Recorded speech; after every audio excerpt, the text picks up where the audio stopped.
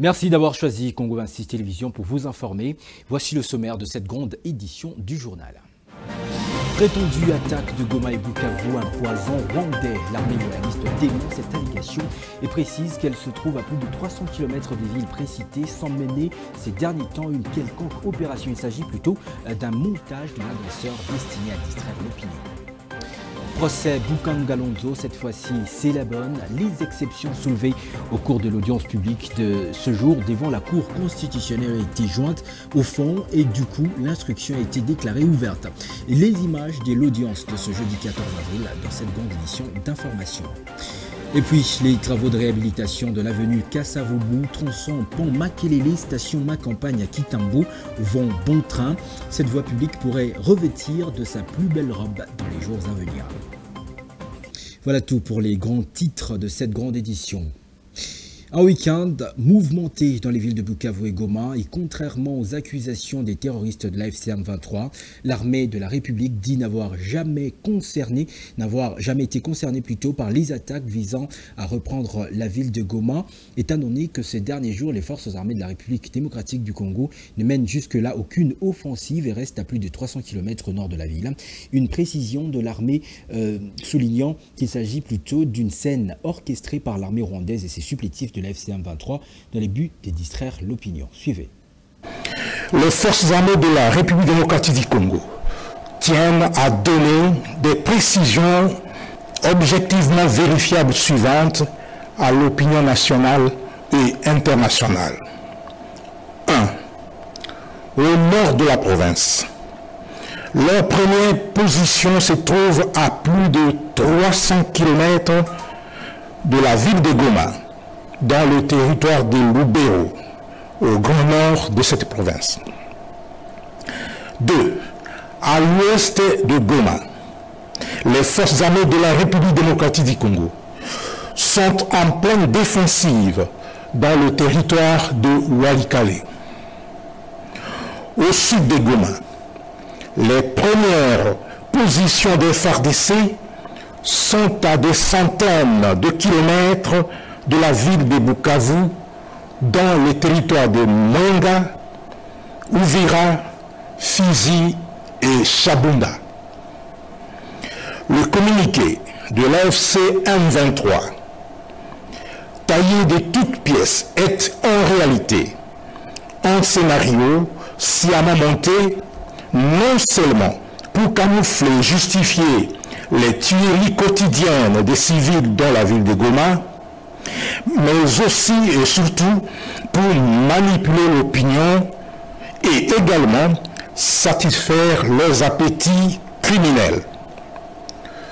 C'est une manœuvre dilatoire concoctée pour tenter de faire capoter toutes les initiatives de paix en cours.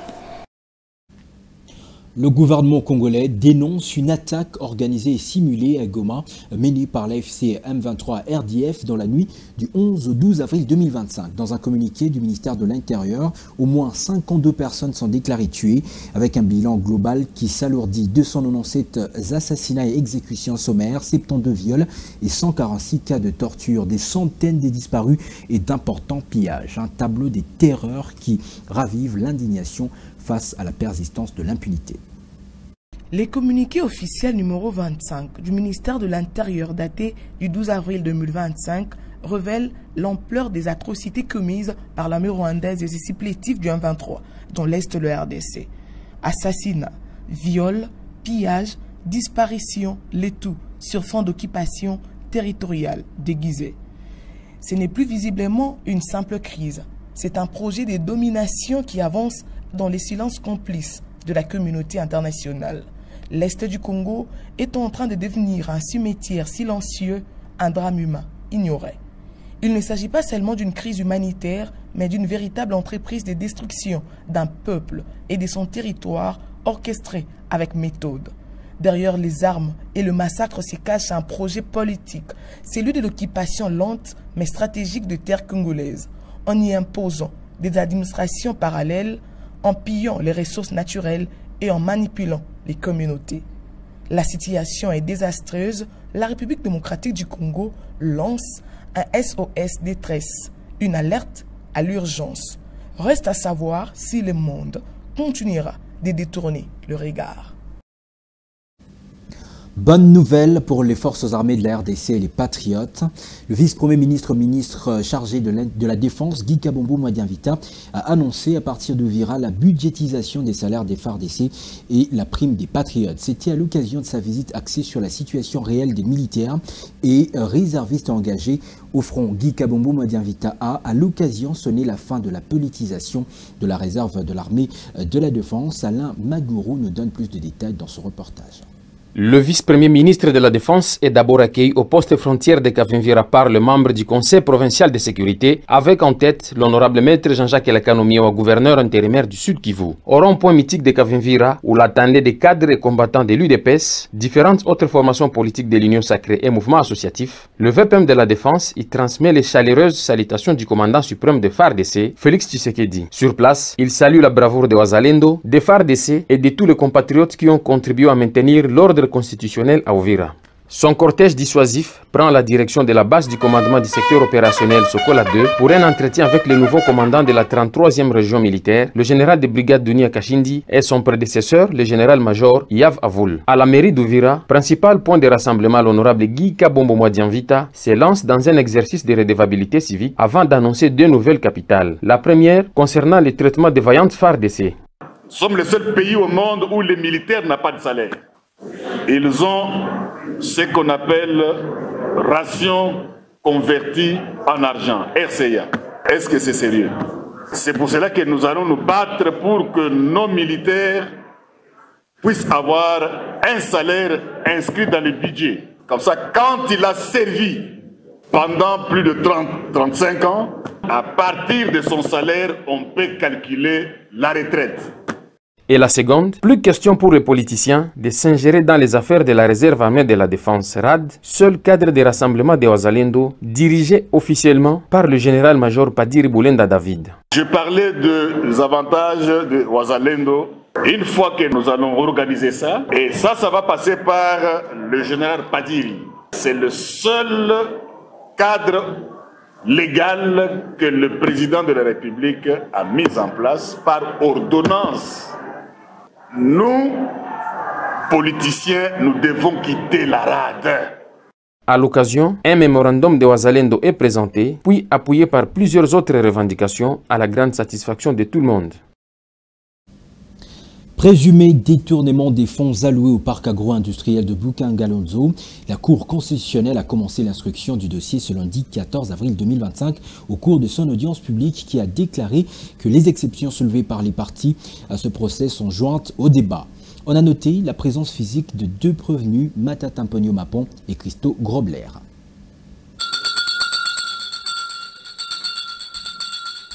La Cour constitutionnelle siégeant en matière répressive a tenu, comme annoncé, son audience publique ce lundi 14 avril 2025 à son siège situé place Le Royal à Kinshasa-Gombe sous la houlette de son président Dieudonné Kamuleta Badibanga. Cette affaire était renvoyée à cette audience de manière contradictoire à l'égard de toutes les parties uniquement pour instruction. Alors qu'il a toujours clamé qu'il était prêt à se défendre pour réclamer son innocence, de manière subtile, les avocats de Matata Pognon ont soulevé des exceptions dans le but de retarder la procédure. Des exceptions de procédure soulevées par le prévenu Matata à son procès, opposant le parquet général près cette haute juridiction à l'ancien Premier ministre, co-accusé du détournement des fonds alloués au parc agro-industriel de Bukangalonzo, ont été jointes au fond, a annoncé le président Dieudonné Kamuleta Badibanga.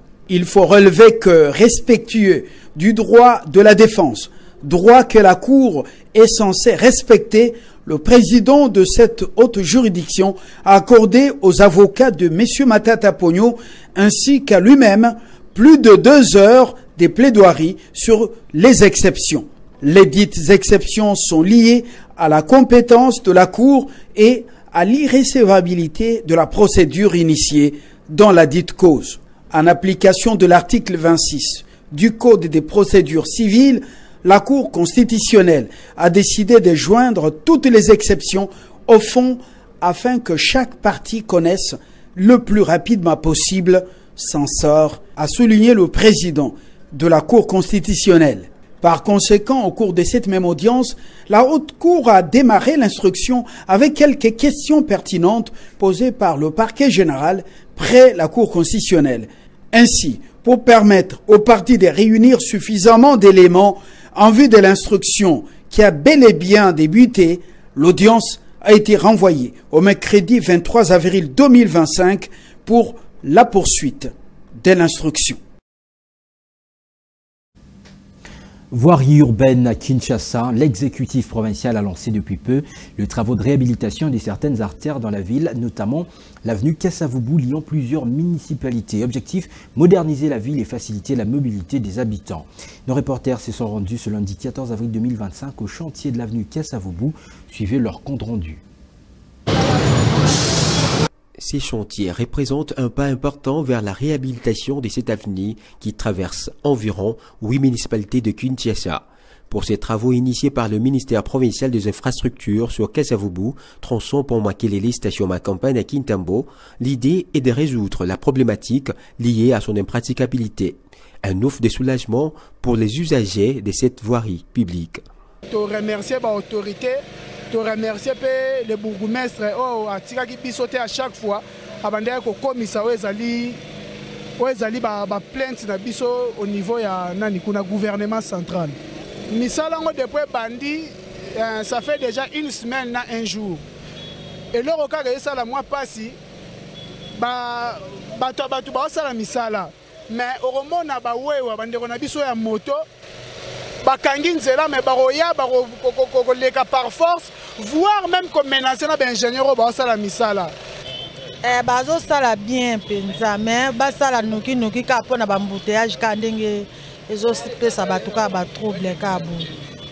L'œuvre débutée il y a 2 semaines nécessite une attention particulière afin de permettre à l'avenue Kasavubu de retrouver sa robe datant, favorisant ainsi la fluidité de la circulation routière, souvent mise à rude épreuve dans cet endroit par les embouteillages.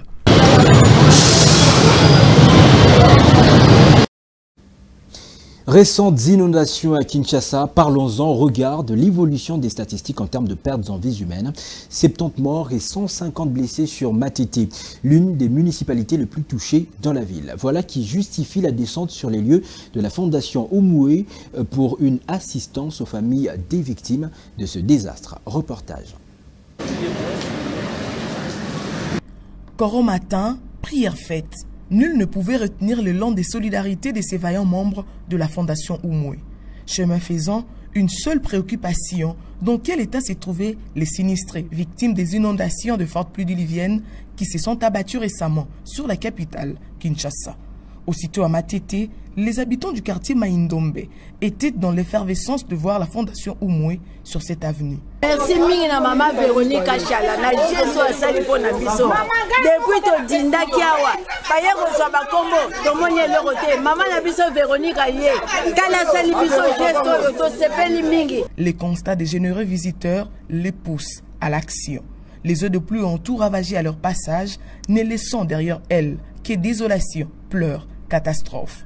L'heure est au soulagement de la douleur. Na pasi mama na biso aye kosunga biso na kati ya mai apesi biso ya kolia ya kolala Zambe abatela ye Zambe abomba ye akoma musika. La Fondation Umwe avec à sa tête Véronique Kachala a tout prévu, jubissière pleine, des matelas, vivre et non vivre en guise d'assistance.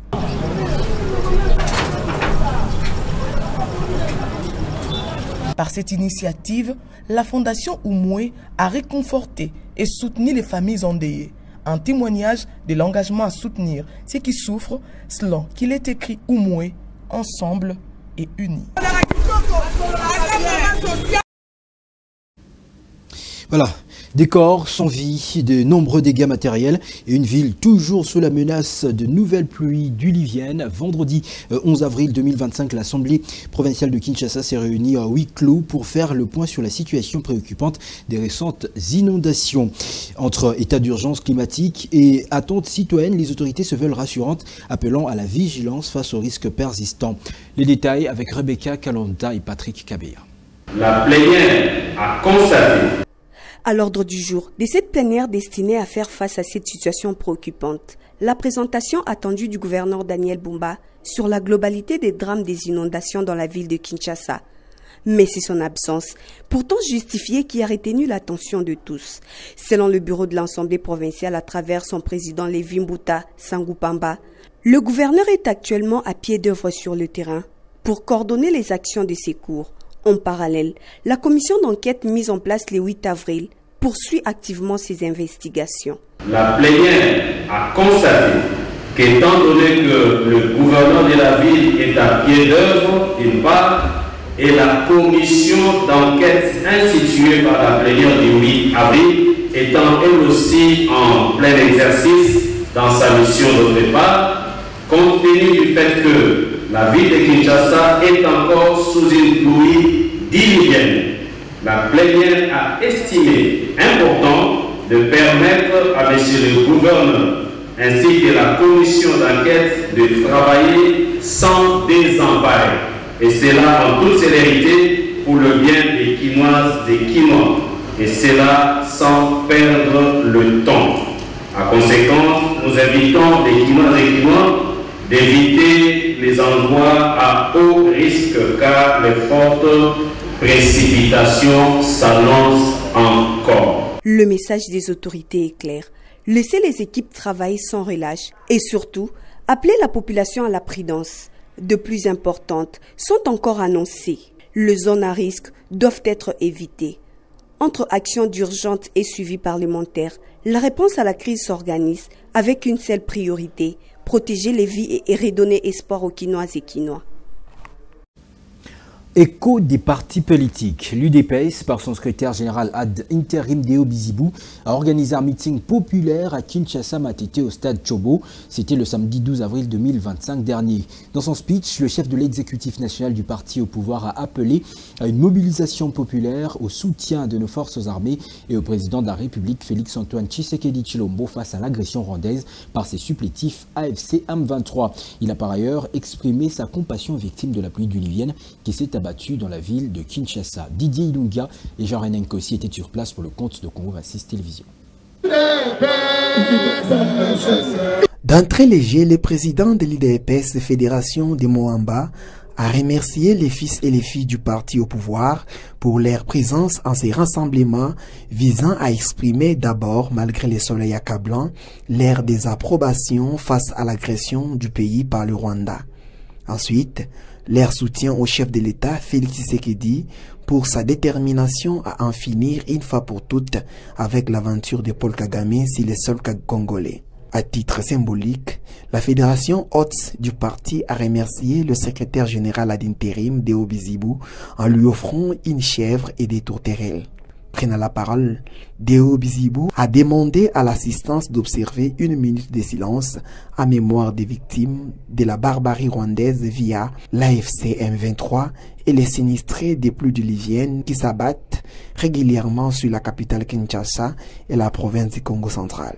Le secrétaire général ad intérim de l'UDPS a ensuite appelé à l'unité nationale et celle du parti face à l'aventure rwandaise, tout en interpellant le gouverneur Daniel à une bonne gouvernance de la ville. Il lui a demandé de multiplier des dépotoirs et des poubelles publiques dans les coins et les recoins de la capitale, afin qu'un Kinshasa redore son image. Les vrais monstres sont ceux-là qui n'ont pas l'air des monstres.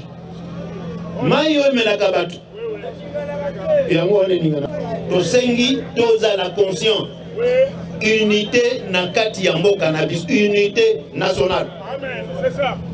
Le président des Ligues des jeunes et des femmes ont exprimé leur satisfaction pour le message du secrétaire général ad intérim de Obizibou consistant à appeler à l'unité nationale et du parti face à l'obligation de lutter contre le tribalisme au sein du parti au pouvoir.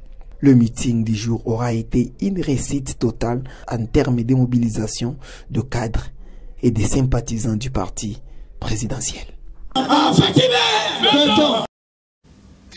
Après la commune de Bandalungwa, les portes de nouveaux magasins Martini Cosmetic Luxury Skincare ont été ouvertes le samedi 12 avril, cette fois-ci à Gombe, dans la galerie La Fontaine. Une inauguration à full engouement de la clientèle. Martini Cosmetic offre de produits de luxe, des soins sur mesure et des conseils d'experts pour une meilleure peau et bien d'autres services spécialisés. Ebenezer Bwangawena Moyo et Célestin Kalombo Kabea pour le reportage. L'impatience des invités venus assister à la naissance du leader dans le monde cosmétique à Gombe, c'est lisé aisément. Situé au local 45 de la galerie La Fontaine, Martini Cosmetic Luxury Skincare, une clinique pour une peau saine, sans vergeture ni tempo, s'est finalement fait découvrir. Moi, je viens d'accoucher là.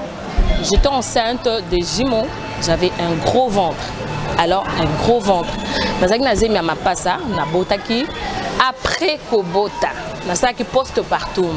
Donc, Batoubayebi post-partum, Bayebi, c'est quoi? Les femmes sont exposées à ça très souvent après l'accouchement. Nakomaki n'a 118 kilos, s'il vous plaît. De 118 kilos, le long a 84 kilos. Donc, au bout de 6 mois après l'allaitement, parce que j'avais arrêté l'allaitement à 6 mois, et après 6 mois là, on a perdu plus de 13 kilos. Donc, à part Makamboya Loposo, na sala qui peut formation, il y a nutrition. Nutrition, eza eloko oyoyo. Tozo la kisabino nini bokoki kolia, nini bokoki kolia te. Martini Cosmétique, une ouverture sous une pluie de protection et de bénédictions divines. Dès l'entrée, chacune de ces vitrines vous présente des produits pour la peau, perte de poids, sac à main de marque et qualité supérieure, perruque au chevet vietnamique. À ces offres sont attachés certains services dont soins de visage, soins de pieds et de mains, nutrition, feeling chimique et aux algues, la lipocavitation et tant d'autres services esthétiques du Canada. On a des gens qui ont des problèmes de tempo, on a des gens qui ont des problèmes de vergeture. En tout cas, n'hésitez pas de nous contacter. Nous sommes là pour vous. Nos produits sont bio. Nos produits n'abîment pas la peau. Chez Martini Cosmétique Luxury Skincare, vivez une excellente expérience dans un environnement élégant et accueillant sous un leadership féminin remarquable après avoir reçu des connaissances en esthétique au Canada 5 ans durant. Une grande promotion est en cours, inaugurant ce nouveau bâtiment cosmétique à Gombe, dans la galerie La Fontaine, sous une très bonne ambiance. Profitez-en.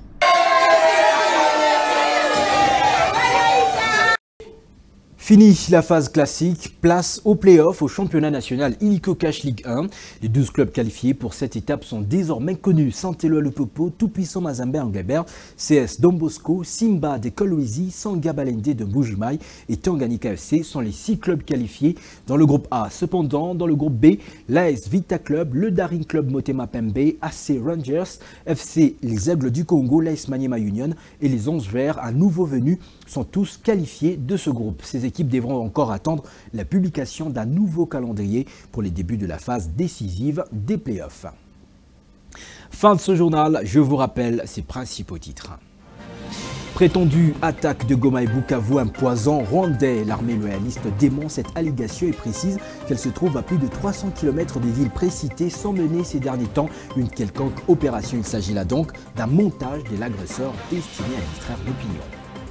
Procès Boukangalonzo, cette fois-ci c'est la bonne. Les exceptions soulevées au cours de l'audience publique de ce jour devant la Cour constitutionnelle ont été jointes au fond et du coup l'instruction a été déclarée ouverte. Vous avez suivi les images de l'audience de ce lundi 14 avril 2025.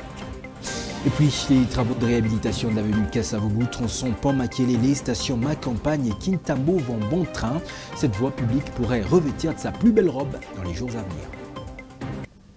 C'est la fin de ce journal, merci de l'avoir suivi. Notez, chaque génération a dans une certaine opacité le devoir de découvrir sa mission, la remplir ou la trahir. Mesdames, Messieurs, bonsoir.